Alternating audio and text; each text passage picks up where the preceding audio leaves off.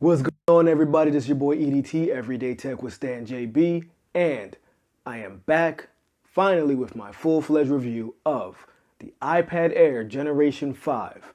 And I got a lot of thoughts, a lot of feelings, but I'm going to make this one as quick as possible. So, let's dive in.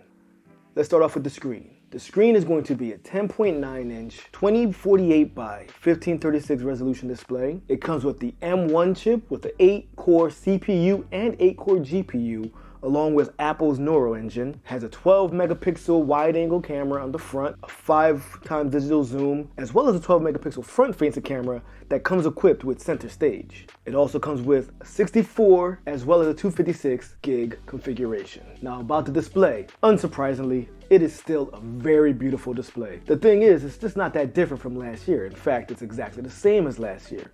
Same brightness, same size, same resolution. And that's not a bad thing because it is a very good screen with not a lot of room for improvement, honestly. I will say the biggest thing I could think of is maybe they should have enhanced the brightness to make this generation feel a little better than last generation. Now with that being said, the brightness isn't really an issue. It's still very viewable in multiple brightness settings. If you're outside, if you're inside, I have had no issues with it at all. And another thing about the screen is I understand why they didn't go with their Pro Motion display on the Air series. They need to have the Pro model stand out. But I will say, as I mentioned in my first impressions, 60 hertz on this guy, fantastic. It is second to none, top tier class 60 hertz screen. The best 60 hertz display I have seen on any device. I don't see what beats it.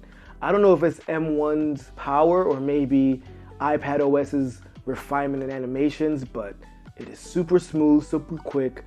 It is a pleasure to use, even for somebody like me who was used to 120 hertz screens. Now, how about the sound? Honestly, another top tier experience. After spending a lot of time watching TV show and anime and YouTube, I have had zero complaints. It's plenty loud, there's very little distortion, if any distortion at high volumes, and it's pretty well balanced. Now, it's not the best speakers. I'm sure you could find speakers on the Pro or a MacBook or whatever to be better, but for somebody who's just using their tablet on the go, you're not gonna have any trouble with this. I have not found myself complaining. I haven't found myself noticing any issues. And I've heard some bad speakers in my time. This definitely ain't it. I like it, really good.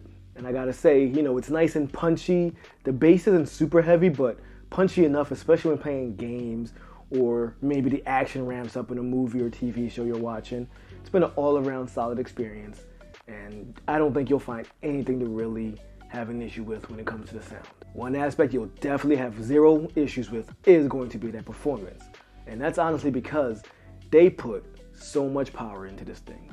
8 gigs of RAM along with that M1 chip that Apple has been putting in all their devices and honestly has been scaring the competition with. Now, gaming and photo editing, drawing in Procreate, those type of tasks, it breezes through. I haven't done LumaFusion. I don't feel like spending the money on a program I may not ever use again, but I've seen other people use it with no problem. I've played around with some of the other apps that, just to see what it can do, and I haven't found one that really makes us hiccup. You can even play Genshin Impact and it's gonna run pretty damn well on this, and we know that's a heavy-based game, but all in all, the performance is there. It's what you expect from an M1 chip. If anything, the only bottleneck that this device has is probably the software. iPad OS is great. It is a fantastic operating system, especially for a tablet. But because of the power that Apple is putting in these devices, it feels very underutilized. I would love to see them move some of those Mac level programs over to the iPad. Let's say a touch version of Final Cut Pro or anything of that nature. Just something to kind of show off the power of the M1 chip on an iPad. Because at the moment, there's nothing that I feel takes full advantage of the M1 chip on the iPad. So we're left here with a device with all this power and nothing to use it with. It's like owning the biggest, baddest F-150 and you work at like T-Mobile. Like, you're never hauling anything besides maybe a phone. Like, what's the point? It's there, you have that power and you're never gonna use it. It feels like a waste, honestly, but I'd rather have that extra power and have that headway. That way I know that this product is gonna last me a long time. And if Apple decides to implement Mac OS features and products and programs into iPad OS, grabbing the M1 iPad Air puts you ahead of the curve and gets you ready for whatever future products or future software Apple wants to bring along. But don't get me wrong, everything with this product is not perfect. We gotta talk about the battery. And the battery life It's good. It's decent. I get around 8, maybe 9 hours, but at first I was worried. I was getting maybe 5 to 6 hours. And I was very, very concerned that maybe the M1 chip was just too much power for this iPad. But thankfully, with that latest iPad OS update, that battery drain issue seemed to cease. It's been lasting me all day, and I've been very happy. Well, I've been pretty happy. I would have loved to seen it to the same level that we had on the previous iPad. I think my iPad Air 3 actually lived longer than this guy, especially at the beginning when I first got it.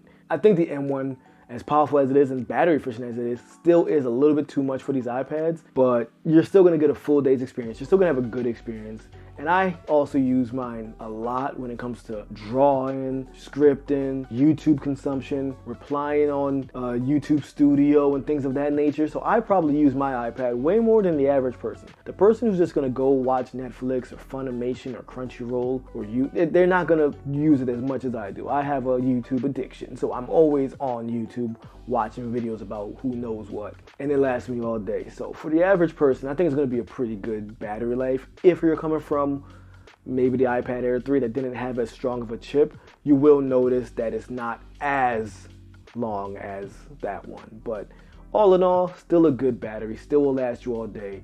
Nothing to really complain about. I will keep my eye on it just in case those battery drain issues come back, but as of now, no concerns. So what's my conclusion? I gotta be straight up with you. This is the iPad to get. If you want a little bit more power than the base iPad, but you're not willing to spend up to $800 or at least $800 on the iPad Pro, this is that perfect middle ground that I think is best for most consumers. Because some consumers will never touch the top end of what this device can do, but even for what they do, it might be a little bit more than that base model. And there's people like me who will kind of hover around the top end, but still am on a budget, so it's a great middle ground. It will make the most people happy. Not everybody, but the most consumers will be happy with this model. And that price point is very good, especially if you're trading in an older device. My experience is this is the iPad to get. This is a really good product. The design is what we got last year. The build quality is fantastic. No creaking, no bends or anything. The screen is great. The sound quality is great. The price is right. The only problem is iPad OS is just a little bit behind on the potential. That's the biggest thing I think Apple can change in the future. Hopefully we see some new updates coming up that will take advantage of what these iPads can do, especially these M1 iPads. So all in all, the iPad Air 5th generation is an absolute banger, and you should go get one if you're looking for a high quality Apple-based tablet. That's just my thoughts, that's my feelings. Let me know what you guys think. Let me know what you guys would love to see put into iPad OS that will take advantage of that M1 chip. Drop it in the comments. Don't forget to hit that like and subscribe button. And of course, I'll catch you in the next one. Peace.